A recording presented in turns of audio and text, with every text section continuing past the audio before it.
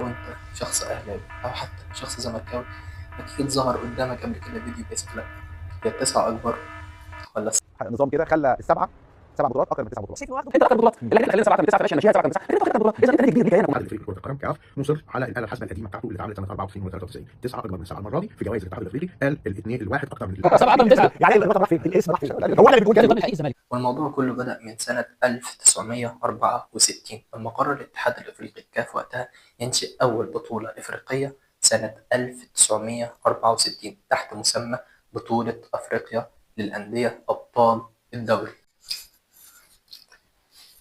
لحد الوقت ده كانت كل الأندية بتنافس بعضها عادي على أساس مين هيكسب البطولة وبس، لحد ما جات سنة 1993 لما قرر الاتحاد الإفريقي إن هو يوضع معايير للتصنيف. ليه؟ لأن إحنا بطولات أفريقيا في الأول من سنة 1964 إلى 1993 كانت بتلعب بالنظام القديم، النظام النيك أوت، اللي هو إيه؟ كأنها شفت انت الدورات الرمضانية، شفت انت دوريات المدارس دي، كان بيلعب بنفس هذا النظام. ازاي؟ كان كل واحد بيقابل وهو زي ما بيقولوا كده الفايز على ارض الملعب. نوك اوت، انت خسرت خلاص اخرج، مفيش، مش هتكمل.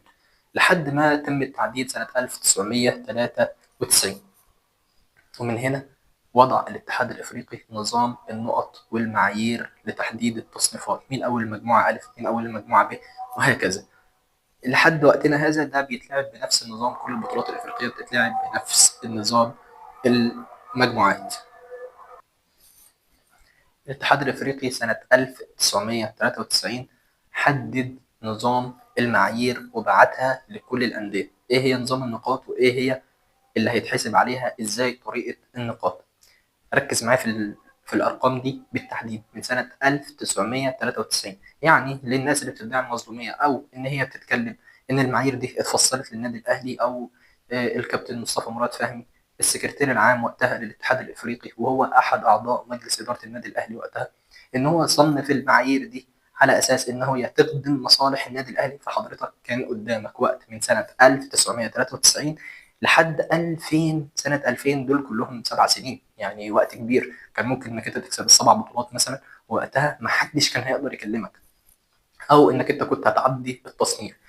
سنة 1994 الاتحاد الافريقي نزل نظام الترتيب او ترتيب الفرق الافريقيه حسب التصنيف اللي هو حطه سنه 1994. ركز في الحاجات دي كلها لانها مهمه.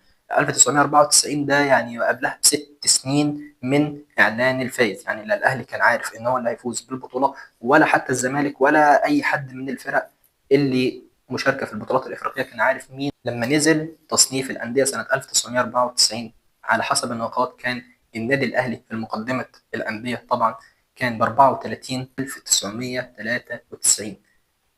قالوا ان احنا هنصنف الانديه سنه 1993. بدا ان هم يحسبوا التصنيف ده واعلنوه، وتم الاعلان واتبعت لكل الانديه سنه 1994. كان النادي الاهلي في مقدمه التصنيف ب 34 نقطه، كان كوتوكو ب 33 نقطه، كان كانوني واندي ب 27 نقطه في المركز الثالث، مازيمبي ب 20 نقطه، وتحته نادي هافيا كوناكري الغيني ب 20 نقطه، وكان في الزمالك في المركز السادس اصلا ب 19 نقطة. عزيزي، رغم إن الأهلي كان هو في مقدمة التصنيف، لكن جات سنة 1994 والنادي الأهلي قاطع كل البطولات الإفريقية بسبب اعتراضه على جوائز الكاف وقتها، لأن النادي الأهلي كان وقتها في الوقت ده كانت الجايزة مش مغطية قيمة التكاليف.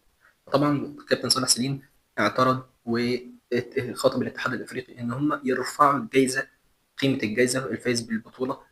طبعا الاتحاد الافريقي وقتها رفض، فالنادي الاهلي قرر ان هو ينسحب من كل البطولات الافريقيه. فلو انت حضرتك بتدعي المظلوميه وانك انت التصنيف اتحط على حسب اهواء النادي الاهلي، هل من المنطق وهل من الطبيعي ان انا كنادي اهلي هنسحب من سنه 1994 من كل البطولات الافريقيه، وهيظل الكاف ان هو حاطط نفس التصنيف اللي هيخدمني انا كنادي اهلي، اللي انا ببوظ له البطوله اصلا ورحت اسست او شاركت في بطوله جديده خالص منافسه ليه، اللي هي كانت دلوقتي البطولة المنافسة ليك اللي هي دوري أبطال العرب، أكيد أكيد أكيد بالعقل والمنطق وشوية تفكير إن هو ده ما حصلش. يعني أنا هكون بعادي الاتحاد الإفريقي وبقاطع كل بطولاته وهيظل إن هو بيساعدني في إن أنا أكسب التصنيف إزاي؟ أكيد ده ما يدخلش منطق أي حد. طيب نيجي دلوقتي هنا إزاي بنيت موضوع النقاط، وإزاي جه النادي الأهلي في نهاية عام 2000 ب 40 نقطة في أول التصنيف وفاز بجائزة نادي القرن. قبل ما أقول لك إيه نظام النقاط اللي اتحط إزاي من أول بداية سنة 1964 إلى 2000، من أول تأسيس البطولات الإفريقية لحد نهاية القرن، خليني أقول لك حضرتك إن هم لا 9 بطولات للزمالك ولا 7 بطولات للنادي الأهلي. هم في الحقيقة إنهم 7 بطولات بس لنادي الزمالك. حضرتك حاسبهم 9 حسب أهوائك أنت كمشجع زملكاوي أو كصحفي أو كإعلامي، أو ده من حقك ملناش دخل. لاني والنادي الاهلي بالمناسبه هو 6 بطولات بس مش 7 زي ما انت بتدعي. هقول لك البطوله الافرو اسيويه لعبتهم، فانت ازاي حاسب لي دي ضمن نقاط بتحدد مين نادي القرن الافريقي؟ يعني انت لعبت نادي اصلا مش من افريقيا. فدي بس حابب انوه عليها ان هم بطولات الزمالك كانت 7 بطولات بس مش 9. حضرتك دلوقتي احنا وصلنا الحاجة اللي بتفصل ما بين أو التصنيف اللي وضعه الاتحاد الإفريقي سنة 1993 كان كالتالي بكل سهولة. وأنا من هنا بصراحة استخدمت المصدر بتاعي كان كابتن أحمد عفيفي، كان حاطط النظام بكل سهولة ومرونة كده على قناة الزمالك وهو بيناقش القضية، فأنا أخدت منه المعلومة دي أو أخدت منه طريقة النظام الترتيب وأحطها لك هنا. المهم كانت اللي بيوصل لدور الثمانية كان بياخد نقطة واحدة بس، اللي بيوصل دور نصف النهائي بياخد نقطتين، اللي بيوصل للدور اللي قبل النهائي أو الطرفين اللي بيوصلوا النهائي اللي بيخسر بياخد 3 نقط، واللي بيكسب بياخد 4 نقاط. حلو كده؟ احنا حلو كده. هقول لك من سنة 1964 بداية المشاركات الإفريقية لسنة 2000 ازاي تم احتساب النقاط، وازاي وصل الاهلي في نهايه القرن ل 40 نقطه، وازاي الزمالك جه في التصنيف الثاني ب 37 نقطه. تابع معايا. خليني ابدا معاك ببطولات النادي الاهلي او نقاط النادي الاهلي بدات ازاي. نقاط النادي الاهلي بدات من سنه 1977 لما النادي الاهلي شارك في البطوله الافريقيه وللاسف خرج من دور الثمانيه واخذ نقطه واحده. بعدها شارك لتاني مرة في البطولات الإفريقية سنة 1981، وفي البطولة دي وصل لدور نصف النهائي وأخد نقطتين. ودي سنة 1981 توفي فيها الرئيس محمد أنور السادات، فطبعا ده تأثر على هيئة الشعب المصري كاملة، ومن وقتها النادي الأهلي خسر البطولة. سنة 1982 وصل الأهلي للنهائي وخد البطولة كده 4 نقاط. سنة 1983 النادي الأهلي وصل برضه للنهائي وللأسف خسر البطولة. علشان تبدأ سيطرة النادي الأهلي من سنة 1984 عشان يكسب سنة 1984 سنة 1985 سنة 1986 عشان النادي الأهلي وقتها يحصد 3 بطولات كأس الكؤوس ويحتفظ بيها لمدى الحياة. دول ب 12 نقطة في الأربعة لأن احنا أخدنا ال3 بطولات. سنة 1987 النادي الأهلي كسب بطولة دوري أبطال أفريقيا دي ب4 نقاط. كان بعدها في البطولة اللي بعدها سنة 1988 النادي الأهلي يوصل لنصف نهائي البطولة للأسف عشان ياخد نقطتين بس.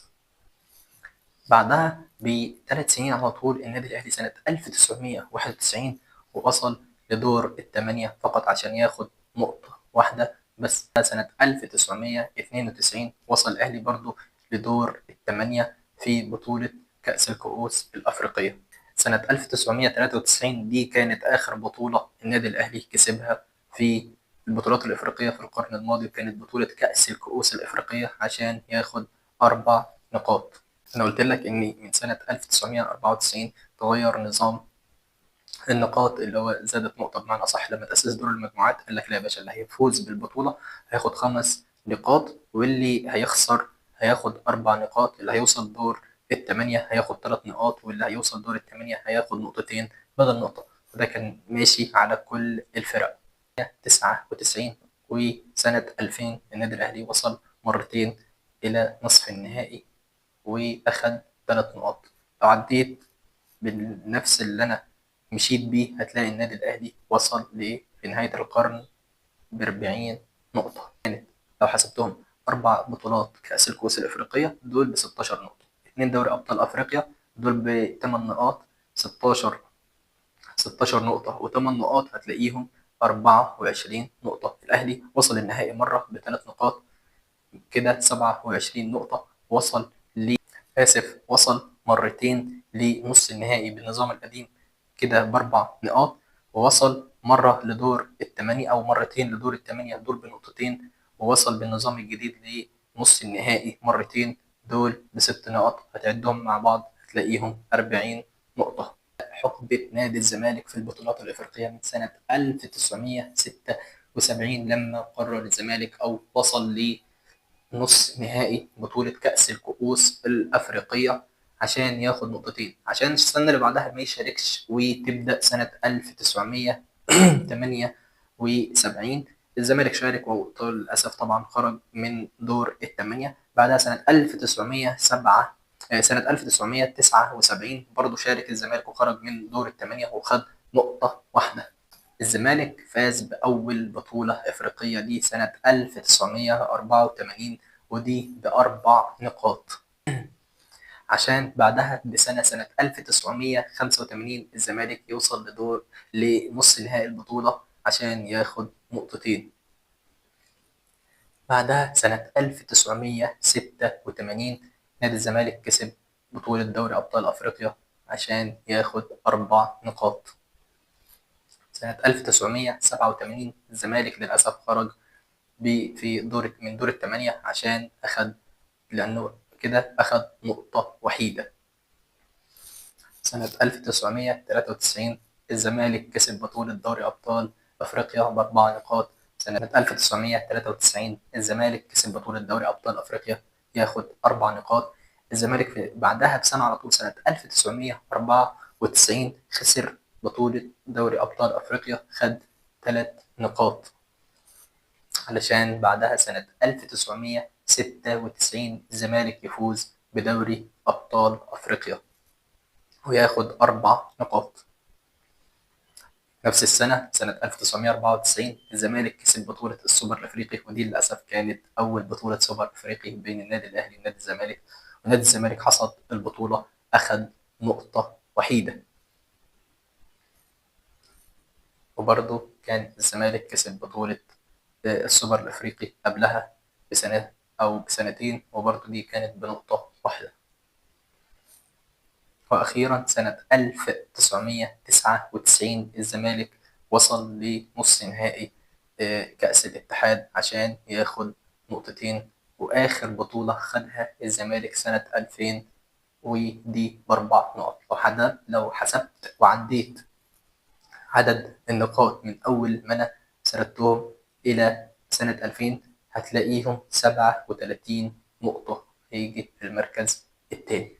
في 2 مايو سنة 2001 تيجي لحظة الحسم عشان يدعى النادي الأهلي وتتقدم له دعوة رسمية من الاتحاد الإفريقي عشان يستلم جايزة نادي القرن، عشان يروح بعدها كابتن صالح سليم يستلم الجايزة وتفضل في النادي الأهلي. فحضرتك لو فضلت إنك أنت تصيح من النهاردة لحد نهاية القرن اللي جاي مفيش أي حاجة هتتغير.